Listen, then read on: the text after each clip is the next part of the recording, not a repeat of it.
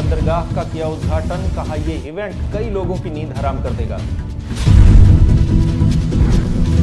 सोनिया और राहुल गांधी को कोर्ट का नोटिस, 8 मई को होगी अगली सुनवाई। तूफानी बारिश से 4 मौतें, जल भराव, आप बीजेपी में जंग, सीएम रेखा बोली पुरानी बीमारी।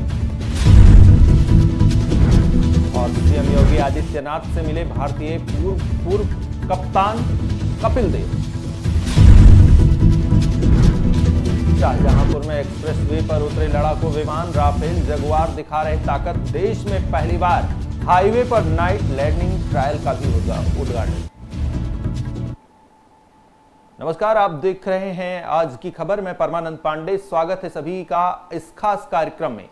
दक्षिण में धाक और आज किसे लगेगा शौक, आज किसी की नींद हराम होने वाली है। यह बात देश के प्रधानमंत्री नरेंद्र मोदी जब दक्षिण पहुंचे एक बंदरगाह का उद्घाटन करने, तो वहां पर यह बात कही। और जब प्रधानमंत्री मोदी के मुंह से यह बात निकली तो मैसेज गया पूरे देश को।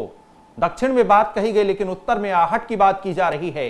कहा जा रहा है कि प्रधानमंत्री का यह संदेश किसके लिए है? क्या दक्षिण से एक मैसेज आया है जो पूरे देश को जा रहा है? क्या मंच पर मौजूद पिनराई विजयन जो मुख्यमंत्री हैं और कांग्रेस के कद्दावर नेता कहे जाने वाले शशि थरूर उसी मंच पर मौजूद थे और उनके सामने प्रधानमंत्री नरेंद्र मोदी ने कहा कि आज किसी की नींद उड़ने वाली है? तो क्या कोई बड़ा प्लान है? क्या बड़े एक्शन में है देश, या फिर यह मैसेज उन विपक्षी दलों के लिए है जो लगातार सरकार पर सवाल करते हैं, सरकार पर कटाक्ष करते हैं, और जब इंडी अलायंस का कोई मजबूत चेहरा उनके मंच पर बैठता है और प्रधानमंत्री नरेंद्र मोदी के कार्यकाल में किए गए काम की तारीफ करता है, तो प्रधानमंत्री नरेंद्र मोदी की तरफ से मैसेज दिया जाता है कि देखिए, सरकार के कामकाज की सराहना आपके गुट वाले भी कर रहे हैं। लेकिन क्या इसमें सच्चाई है, या कोई राजनीतिक बड़ा प्लान बन रहा है, या फिर प्रधानमंत्री नरेंद्र मोदी का यह संदेश सरहद पार पाकिस्तान के लिए भी है? सवाल यही है कि प्रधानमंत्री नरेंद्र मोदी ने आखिर में यही कहा कि यह मैसेज जहां पहुंचना चाहिए था वहां पहुंच गया। तो यह संदेश क्या है? क्या वाकई किसी की नींद हराम होने वाली है? पीएम मोदी का मैसेज यह कहां गया, किसको संदेश था? इसीलिए आज इसी सवाल पर चर्चा होगी कि दक्षिण में धाक किसे लगेगा शौक, यह झटका किसको लगने वाला है और किसकी नींद उड़ने वाली है।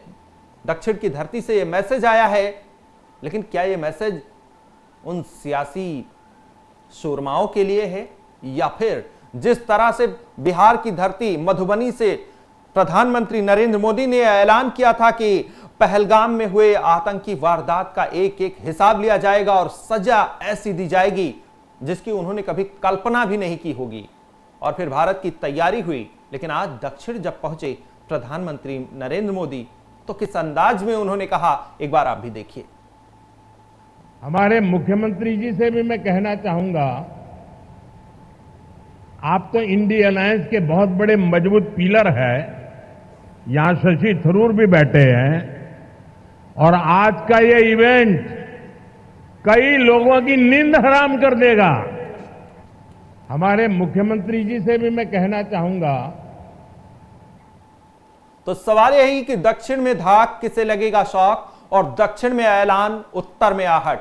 उत्तर में आहट इसलिए कि प्रधानमंत्री नरेंद्र मोदी ने अपने आखिर में यह कहा संबोधन में कि यह मैसेज जहां पहुंचना था वहां पहुंच जाएगा। तो क्या यह मैसेज दुश्मन देश पाकिस्तान के लिए भी है, या यह मैसेज सिर्फ राजनीतिक मंच से एक राजनीतिक घराने को दिया जा रहा है? क्योंकि एक तरफ इंडी अलायंस का बड़ा चेहरा, एक तरफ कांग्रेस का बड़ा चेहरा, और दोनों एक मंच पर बैठे हैं, सरकार के कामकाज की तारीफ करते हैं। यूं तो विपक्ष अमूमन तारीफ नहीं करता सरकार के कामकाज की, लेकिन जब एक मंच पर आए तो उन्होंने केरल में उन बंदरगाहों के सुधार और उनकी आधुनिकता को लेकर प्रधानमंत्री के सामने उसकी तारीफ की, और प्रधानमंत्री ने मंच से कहा कि पूरा देश देख ले कि नए भारत की तस्वीर क्या है। नए भारत में एक तरफ मुख्यमंत्री पिनराई विजयन है, दूसरी तरफ शशि थरूर हैं जो कांग्रेस के कद्दावर नेता हैं, लेकिन प्रधानमंत्री नरेंद्र मोदी के कार्यकाल में हुए कामकाज की तारीफ कर रहे हैं। यह है भारत और भारत की राजनीति। लेकिन सवाल यह हुआ कि जिस तरह प्रधानमंत्री नरेंद्र मोदी ने यह कहा कि आज किसी की नींद उड़ने वाली है, यह बड़ा विषय हो जाता है ऐसे वक्त पर जब देश में कई सारी आहटें एक साथ गूंज रही हों, कई सारे सवाल एक साथ गूंज रहे हों कि आखिर 27 मौतों का हिसाब कब होगा, कैसे होगा, क्या प्लान है। पूरा देश टकटकी लगाए देख रहा है।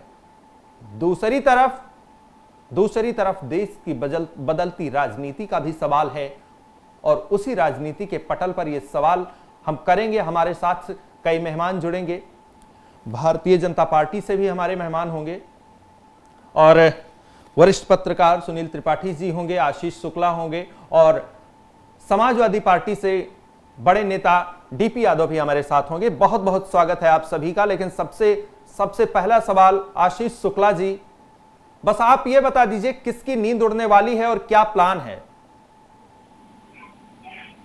जी, आवाज मेरी मिल रही है? जी, सुनाई दे रहा है। देखिए, पूरब से लेके पश्चिम तक और उत्तर से लेके दक्षिण तक इस समय सारे दुश्मन हिले हुए हैं और यह भारत वह भारत नहीं है जिस भारत की कल्पना पाकिस्तान पहले किया करता था कि हमारे सर काटता था, हमारे जवानों के सर काटता था और उसका जवाब नहीं मिलता था। आज उसने जो गलती की है उससे वो डरा हुआ है, सहमा हुआ है और उसकी नींद हराम हो गई है। महंगाई की मार पे वो जो है बिल्कुल झेल रहा है और आने वाले समय में उसका जवाब ये भारतीय जनता पार्टी, भारत की सरकार और सेना व्यवस्थित रूप से तैयारी करके देगी। और जैसा कि हमारे गृह मंत्री जी ने, जैसा कि हमारे प्रधानमंत्री जी ने कहा है, ये बिल्कुल अंतिम छोर तक दुनिया के किसी कोने में इन आतंकवादियों और आतंकवादियों के आकाओं को कहीं पर बख्शा नहीं जाएगा। उनको कल्पना से, जैसा कि मेरे प्रधानमंत्री जी ने कहा है कि कल्पना से ज्यादा, जो उन्होंने कल्पना नहीं की होगी उससे ज्यादा उनको सजा मिलेगी और आतंकवाद नष्ट नाबूद हो जाएगा, आतंकवाद को खत्म किया जाएगा। ये घटना घटी है, ये जो हमारे 28 परिवार के लोगों ने, देश के लोगों ने जो अपनी कुर्बानी दी है, जो बलिदान हुए हैं, जो शहीद हुए हैं, उनकी शहीदी व्यर्थ नहीं जाएगी। ये ठीक है, लेकिन ये जो संदेश था प्रधानमंत्री नरेंद्र मोदी का दक्षिण से, क्या वो उत्तर के लिए भी था, ये सियासी घराने के लिए था या सरहद के बाहर बैठे दुश्मन के लिए था, ये क्लियर कर दीजिए। सर, ये तो बात जहां तक आती है वो तो अपने अपने तरीके से लोग समझे किसके लिए है, लेकिन उनका संदेश क्लियर है कि जो जिस भाषा में समझेगा उसको उस भाषा में समझाया जाएगा। यानी कि अगर मंच पर मुख्यमंत्री पिनराई विजयन बैठे हैं, उसी मंच पर कांग्रेस के कद्दावर नेता शशि थरूर बैठे हैं, तो क्या यह विपक्ष के लिए टेंशन की बात हो गई? क्योंकि इससे पहले तो बड़े बड़े चेहरे बीजेपी में आ गए, तो ऐसा तो है नहीं कि उसकी वजह से इंडिया अलायंस को कोई तकलीफ हुई होगी। उनका अपना प्लानिंग होता है।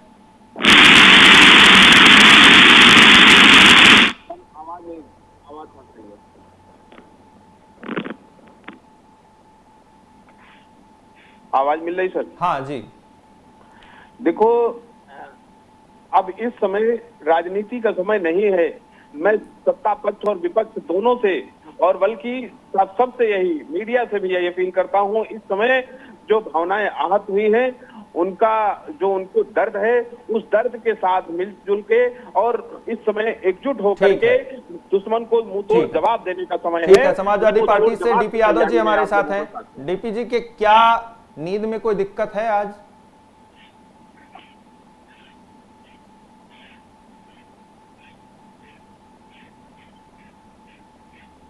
डीपी यादव जी तक हमारी आवाज पहुंच रही है?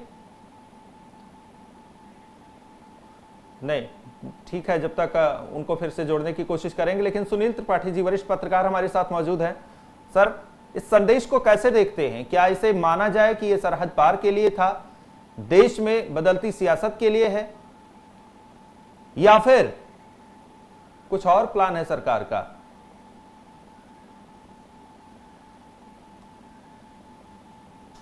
सुनील त्रिपाठी जी, आवाज पहुंच रही है हमारी? ठीक है, फिर से जोड़ेंगे और हम सवाल लेंगे। आशीष जी, लेकिन बड़े चेहरे जब एक मंच पर आते हैं, राजनीतिक मंच पर, तो वहां पर बात होती है एकता की, वहां मैसेज जाता है संदेश का, फिर ये नींद उड़ने की बात कहां से आ जाती है?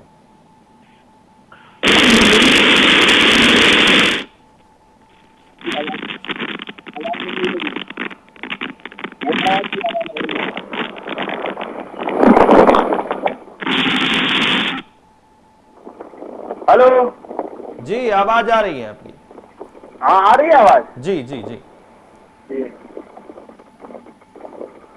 डीपी यादव जी हमारे साथ जुड़ गए हैं और कार्यक्रम में बहुत बहुत स्वागत है। हम आशीष जी से फिर से सवाल करेंगे, लेकिन डीपी सर, सवाल आपसे एक ये कि क्या नींद में कुछ डिस्टरबेंस है आज आपके? हेलो जी, बताइए।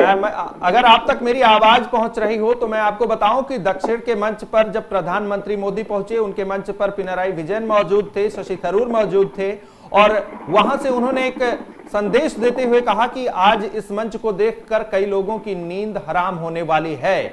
मतलब ये संदेश किसके लिए था, सवाल ये है पहला। और दूसरा ये कि अगर ये सवाल विपक्ष के लिए था तो सहयोगी होने के नाते नींद में आपके भी कुछ डिस्टर्बेंस है आज? देखिए, नींद जो डिस्टर्ब है वो माननीय प्रधानमंत्री की 2014 से ही है, और 2014 से लगातार वो जिस तरह से देश को गुमराह करने का काम कर रहे हैं, और कहीं ना कहीं जिन मुद्दों को लेकर के वो चुनाव जीते थे 2014 में, 2019 में और 2024 में, तो वो 400 पार का नारा लगाए थे, लेकिन जनता ने उनकी सच्चाई को समझ लिया और उनको कहीं ना कहीं सबक सिखाने का काम किया। तो उनकी नींद तो डिस्टर्ब है 2024 से ही, और लगातार प्रधानमंत्री झूठ पे झूठ बोलने का काम कर रहे हैं। आज देखिए, देश किस विषम परिस्थिति से गुजर रहा है, देश की सीमाएं सुरक्षित नहीं है, देश में लोग कहीं आ जा नहीं पा रहे हैं, और आज लोगों को चिंता इस बात को है कि आज देखिए ग्रीष्म अवकाश शुरू हो गया है, बच्चों की स्कूल की छुट्टियां बंद हो गई, लोग अपने परिवार के साथ घूमने की प्लानिंग किए थे, लेकिन सारे लोगों ने उसको निरस्त कर दिया, कैंसिल कर दिया। क्यों? क्योंकि पहलगाम में जिस प्रकार से आतंकवादी हमला हुआ, वो देश की सीमाओं को कहीं न कहीं छलनी करने वाला था, देश के लोगों के ऊपर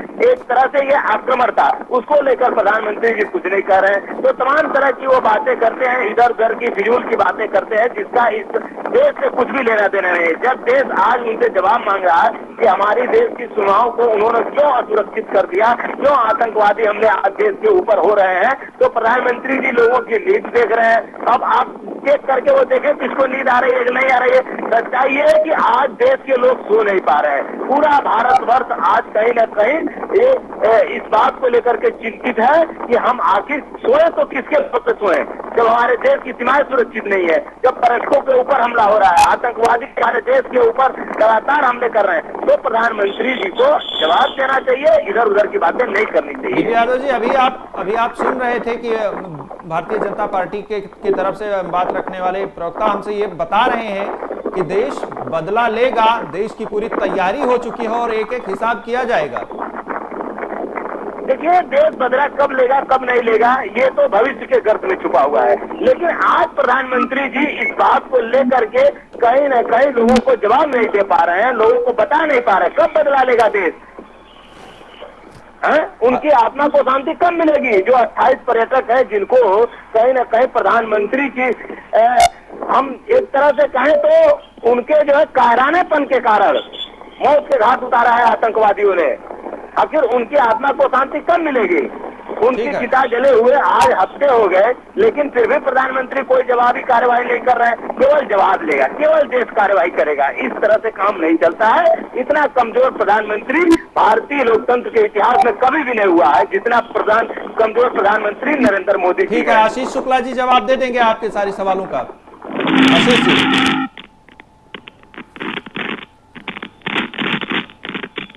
आशीष जी, आवाज पहुंच रही है मेरी?